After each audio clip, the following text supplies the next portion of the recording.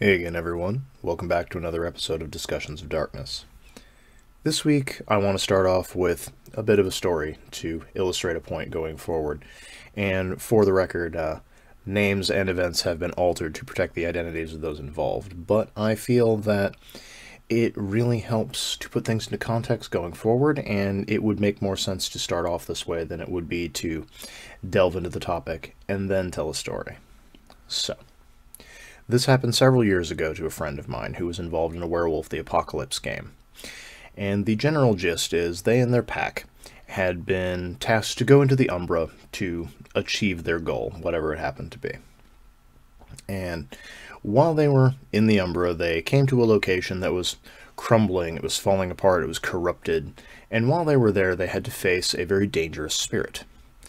Now, this player's character was mostly an int-based character. They had a lot of lore, they had a lot of knowledge, but none of that was really helping in this particular situation. But they were not geared for this kind of combat. There were other members of the pack who were, but they didn't want to just sit there and do nothing while their friends fought off this creature and tried to advance them closer to their goal.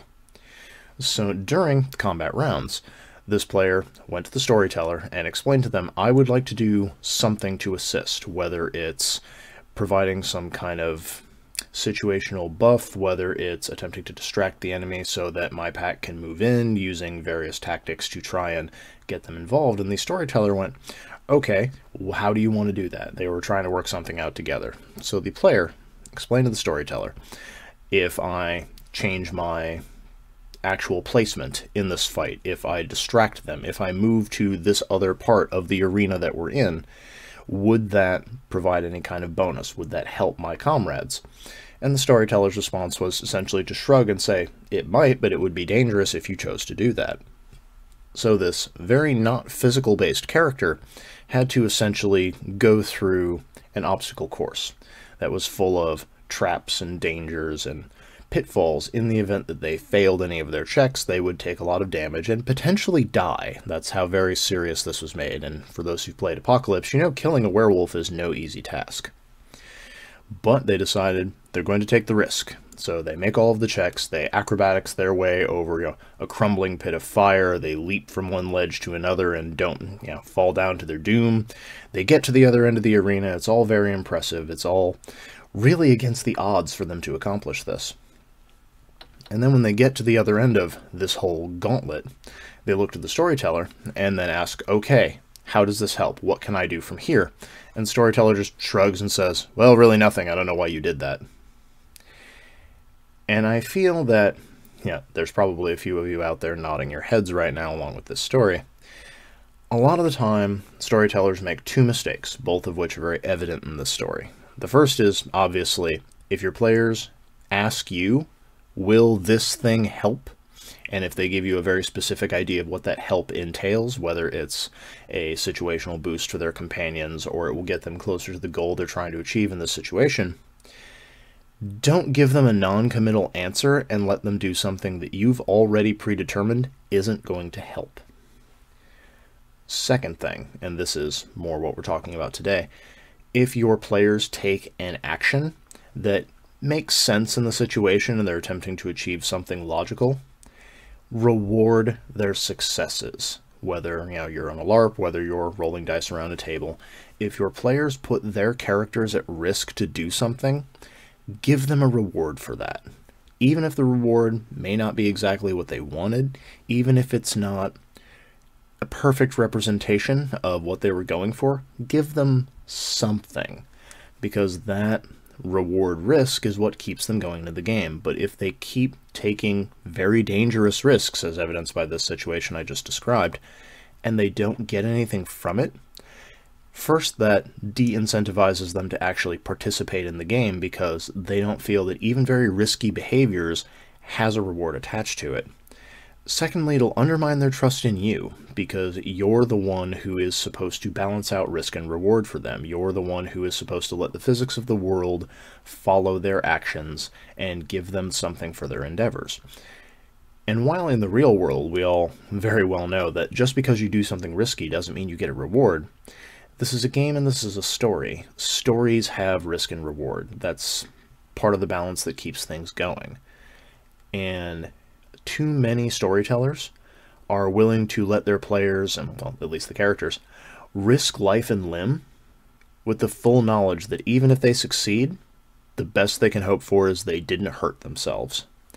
And that can be very frustrating, and it can really make your players wonder what it is they're supposed to be doing.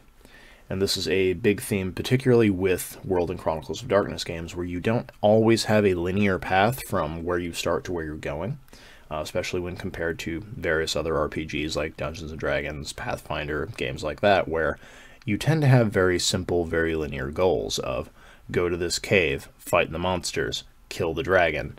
Whatever it is, you have A to B. World and Chronicles of Darkness games, as I mentioned previously, often have several solutions to a given problem, and often your players will think of something that you probably didn't. And it's a good idea to reward creativity, to give them something for their efforts, and to make sure that they keep participating. As another example, this is something I recently had to deal with. I was running a game where we were in sort of the information gathering phase of a threat. Everyone was trying to figure out what was going on and who were these mysterious NPCs that were showing up, and they were kind of guiding terrorist organizations behind the scenes. And so eventually, we got to the player who had built themselves to be a hacker. They had all the computer skills, all the knowledges, and they were sort of the one that I had really hoped would come in and help solve this plot. And so they went and they got public domain dossiers for all of the individuals involved. They got their military histories, and they kind of figured out who they were working for and what their bag was. It turns out that these very dangerous NPCs who were managing these hit-and-run attacks by other individuals were hired at the behest of supernatural enemy. And another player, who also had some computer skills, wanted to get in on this. They saw this was very important and that something was happening, and they were not as skilled as player A, but they still wanted to do their part to help. And I wanted to support that. I wanted to reward them for doing this. But by the time they had declared their action, excuse me, player A had already gone through, rolled their dice, gotten all the rewards. There wasn't really any new information to be found. But, second player had come through, they had done an action, and they were trying to help. They were trying to participate. And so when they gave me their successes, which was rather significant, in fact, they may not have had the same amount of skills, the same amount of character build, but the dice had shown favor and given them a lot of successes. So rather than just copy-pasting the information and giving that to them, I felt that while they went looking for one thing, they ended up finding something else that was plot relevant. So rather than just copying and pasting the same dossiers I'd given to the first player, which were going to be shared among the group anyway, so it wouldn't have really helped anyone, it wouldn't have added any new knowledge to the setup, I gave the second player information about related events that weren't technically tied to that first group of NPCs, but which were going to be plot relevant going forward. So the result of this is the player took a risk in that they probably weren't going to be hurt if they had failed. Their computer wasn't going to explode, or they weren't going to be hunted down by the NSA. But there was that chance that they had wasted their action and nothing would come of it. So they chose to participate, they rolled their dice, they got lucky, and as a result, they and all the other players that they were talking to got an early warning about a more dangerous sect of enemies that were not currently on their radar, but that had been stumbled across because they were having communications with this other group. And so that allowed them to take some precautionary measures. It allowed them to figure some stuff out in advance and to prepare in a way so they didn't get sucker punched by this other plot that they had been previously unaware of. And that's the kind of thing that I mean when I say you should reward players for the effort they take, whether it's an in-the-moment thing they're trying to do of theirs, combat has broken out, they want to move the car to provide cover to their allies. That's a thing that you should, reward them for trying to do, especially if they manage to succeed and roll the dice. If they're trying to do one thing, but that one thing isn't really going to work the way they want, piggyback off of that, jump off of that point, make that a starting point for the reward that they get. And while it might not be quite what they were aiming for, they still did something good. They still got a positive outcome for the successes they have generated. And just to be very clear here, because whenever you say, as a storyteller, whenever you give advice, there's always someone who wants to take the most extreme version of the advice you just gave and use that as a straw man. So what I am not saying is, if players roll an exceptional success to flap their arms, they can suddenly fly.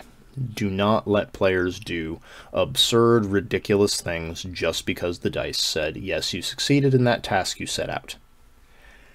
But if you're attempting to do something to help, whether it's aid your allies in a fight, whether it's discover information about your enemies, whether it's sweet talk your way past some guards, whether it's trying to make allies with another supernatural community, whatever it is you're trying to do, make sure that when the dice say this action succeeded, that you as the storyteller give them an actual success. Don't just shrug and say, well, you managed not to hurt yourself, you'll just have to be satisfied with that. Because if that's the sort of attitude you end up taking, if that's what your players see coming their way when they try to participate in the game and in the world, eventually they're just going to stop doing anything that doesn't have a very specific, by-the-book, laid-out method of X success means Y effect. And that is something you want to avoid as a storyteller. You want your players to trust you, and you want them to feel like they have freedom and like they have agency in your game. Otherwise, it's just going to become hack and slash, point and click, input, output. And that is the surest way I know of to kill a story. With all of that said, thank you very much for coming by this week and checking out this latest episode. As always, everything that you need is down in the description below. And if you have a story about how you managed to get a great success as a player or as a character, and your storyteller just didn't give you anything, share it down in the comments below.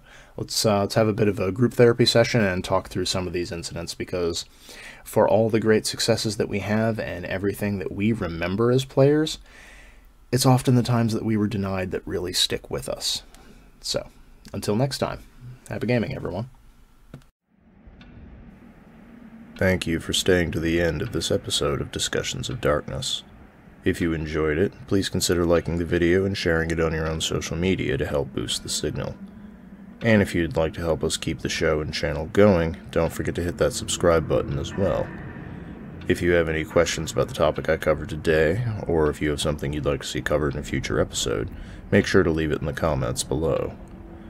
Lastly, please check out the link in the video description to browse all of my World and Chronicles of Darkness supplements from Azukail Games. So far, we've covered Changeling the Lost, Vampire the Masquerade, Mage the Awakening, and Geist the Sin Eaters, in addition to a handful of general supplements that will be useful for any game set in the World or Chronicles of Darkness settings. Thank you in advance for your support. You're the ones who help us keep the lights on, so we don't fade into the shadows.